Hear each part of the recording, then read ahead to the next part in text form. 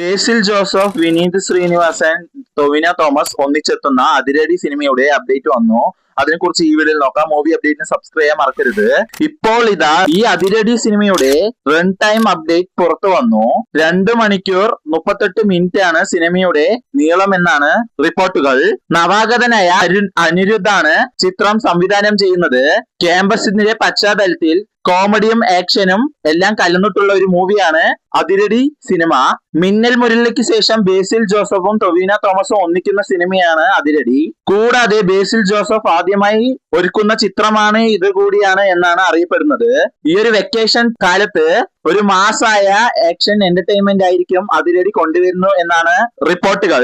മൂവിയുടെ പ്രൊമോഷൻ വർക്കൊക്കെയാണ് നടന്നുകൊണ്ടിരിക്കുന്നത്. ഏതായാലും ഒരാഴ്ച പിന്നിടുമ്പോൾ തിയേറ്ററുകളിൽ എത്തുമ്പോൾ പ്രേക്ഷകരനെ ചിരിപ്പിക്കുന്ന എലമെന്റ്സ് ഒക്കെ കൂടുതലുണ്ട്. ഈ അതിരടി സിനിമ തിയേറ്ററിൽ ഇറങ്ങിയാൽ ആരെല്ലാം കാണാൻ പോകുമെന്ന് കമന്റ് ബോക്സിൽ കമന്റ് ചെയ്യാൻ മറക്കരുത്.